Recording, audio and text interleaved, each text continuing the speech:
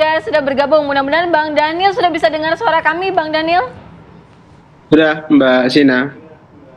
Baik, kita ulangi lagi ya Bang Daniel. Tadi di awal kita sudah sempat menyanyikan lagu ulang tahun untuk Pak Prabowo Subianto, Presiden terpilih yang akan dilantik pada 20 Oktober. Selamat ulang tahun kami ucapkan kepada Prabowo Subianto, Bang Daniel.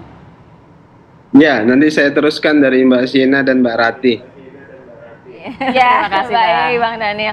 Bang Daniel, begini, kan artinya rencana pertemuan tuh sebenarnya sudah ada sebelum pelantikan 20 Oktober. Kemarin tidak jadi, artinya hari ini kah hari yang spesial bagi Prabowo Subianto dan akan bertemu dengan Megawati Soekarno Putri? Jawaban saya sama tuh dengan Mas Ciko, Mbak Sina. Sama-sama nanti menunggu.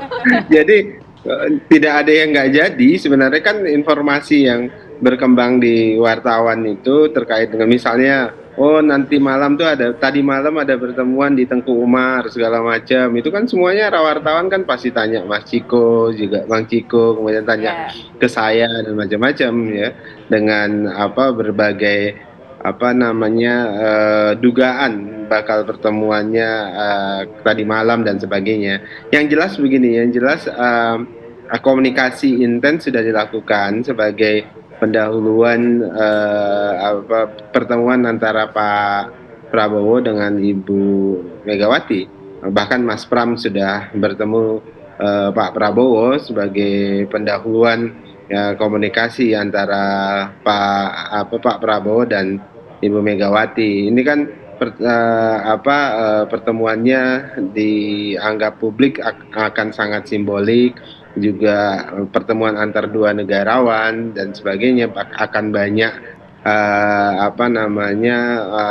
kebermanfaatan politik, kebermanfaatan untuk publik dan sebagainya, karena akan menentukan tentu anatomi politik kita di 5 tahun ke depan. Tapi yang jelas pertemuan ini akan segera berlangsung dan sebelum Pak Prabowo disumpah pada 20 Oktober nanti. Jadi agaknya media kalau dikasih tahu kan juga nggak seru gitu. Jadi biar media dan lebih canggih biasanya nanti akan tahu duluan ketimbang Bang Ciko dibandingkan saya gitu misalnya. Justru seru Bang kalau dikasih tahu dari sekarang ya, di spill kapannya ya. Ini ada kejutan-kejutan manis nampaknya. Bang Daniel, berarti waktu ada pertemuan antara Pak Prabowo dengan juga Mas Pram, ini juga ada instruksi khusus begitu ya yang disampaikan Pak Prabowo kepada Mas Pram untuk disampaikan Bu Megawati. Berarti memang ini lebih kepada janjian nih kapan ketemuannya begitu, atau memang ada hal-hal lain yang disampaikan juga? Tidak ada instruksi khusus, tapi yang jelas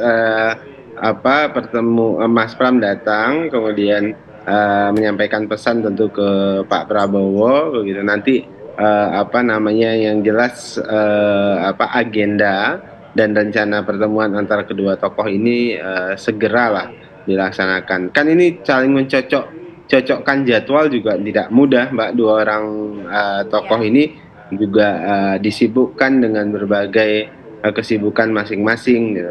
Pak Prabowo bersiap untuk menjelang disumpah sebagai presiden, kemudian juga persiapan pembekalan kabinet, juga finalisasi struktur kabinet dan sebagainya. Jadi mencocok-cocokkan agenda ini sedang dilakukan dan insya Allah akan segera bertemu.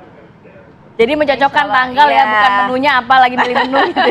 Menu spesial apalagi hari ini hari ulang tahun Bang Ciko. Tapi paling tidak ketika Mas Pram diutus oleh Ibu Mega, apa sih sebenarnya yang menjadi poin terutama untuk disampaikan kepada Prabowo Subianto? Saya nggak tahu terlalu detail ya. Pertama tidak diinfokan ya. Kedua saya juga nggak nanya.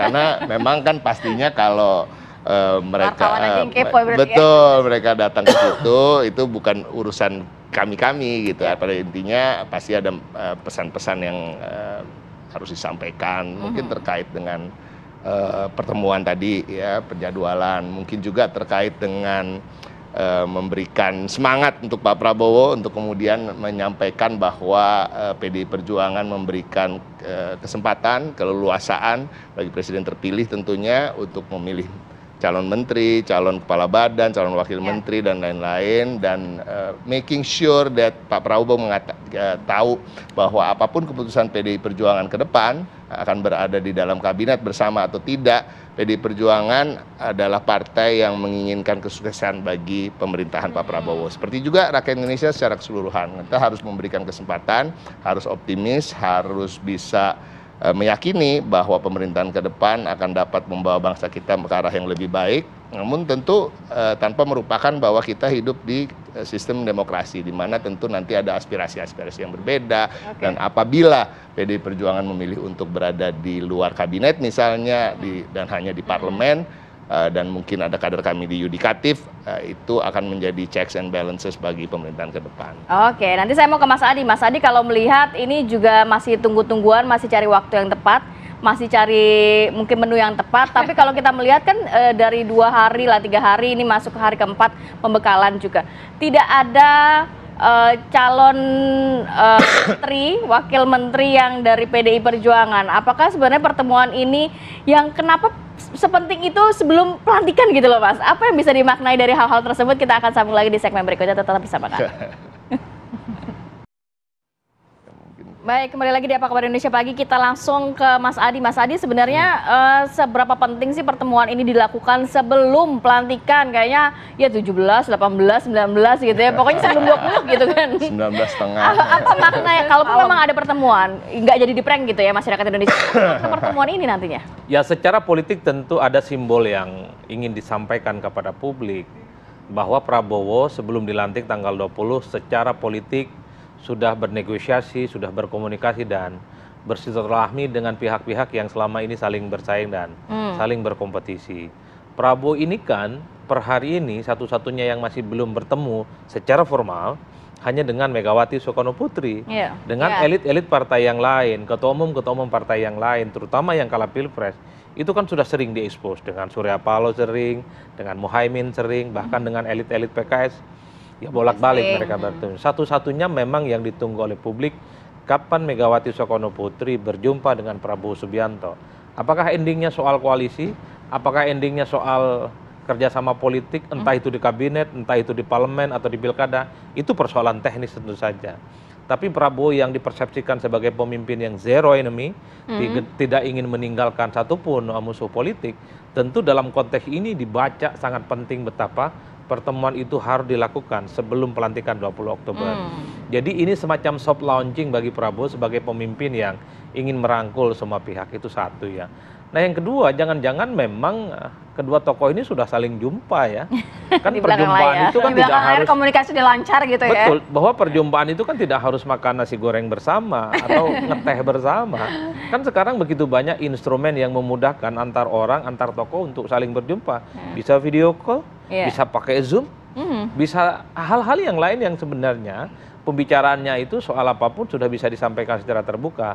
Dan saya termasuk yang cukup hakul yakin bahwa elit-elit PDIP dengan elit-elit Gerindra itu satu sama yang lain sudah saling berkomunikasi sejak lama. Undang-undang MD3 ketika tidak direvisi itu menegaskan hubungan PDIP, hubungan Gerindra, Prabowo dan Megawati itu baik-baik saja. Kalau tidak baik-baik saja, mestinya undang-undang MD3 itu diubah. Dan posisi ketua DPR belum tentu itu DPI punya dimiliki oleh PDIP kembali. Seperti 2014 yang lalu. Termasuk misalnya betul tidak ada kader PDIP yang datang ke rumah Pak Prabowo sehari 2 hari yang lalu. Tapi kan orang melihat ada sosok ya non partai yang teridentifikasi menjadi bagian dari PDIP sejak lama. Bahkan disebut-sebut Bu Sri Mulyani dari dulu dianggap sebagai PDIP kan. Dalam tanda kutip ya. Walaupun nggak punya KTA gitu ya, tapi betul. Tapi dianggap memiliki kedekatan secara politik, meski kita tahu bahwa Sri Mulyani juga siapapun presidennya selalu adalah Menteri Keuangan. Yang ingin saya tegaskan adalah hal-hal yang semacam ini sebenarnya bahwa kenapa keinginan publik kepo gitu, ingin tahu soal bagaimana pertemuan Prabowo Subianto dan Megawati itu dilakukan sebelum tanggal 20.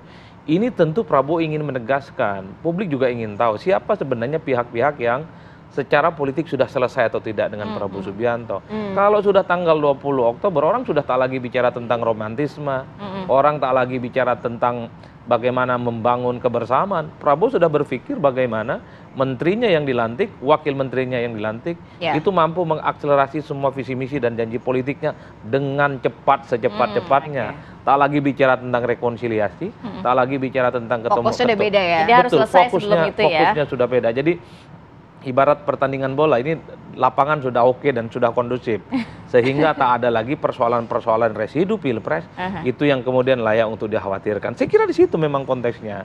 Oleh karena itu memang Bang Ciko dan kita semua Rati dan Sira, Bang Dhanil, ya sebenarnya kalau mau jujur pertemuan Prabowo dan Megawati mungkin hanya sebatas simbolik dan formalitas, karena saya kira pembicaraan jadi dua arah. kebutuhan untuk memperlihatkan ke publik bahwa dua tokoh bangsa ini sudah tidak ada lagi sisa-sisa pilpres begitu ya. Betul, karena memang publik kita, masyarakat kita secara umum, kalau tidak ada pertemuan secara formal dan simbolik, itu bukan dianggap sebagai pertemuan yang sesungguhnya. Jadi ketemu itu harus tatap muka, makan nasi goreng bareng, nah itu berjumpa. Kalau pakai Zoom, pakai video call, ini nggak jumpa ini nggak jumpa, ini virtual. Ini bukan sesuatu yang menjadi tradisi dalam kehidupan kita. Jadi ini yang saya kira memang sedang ditunggu betul.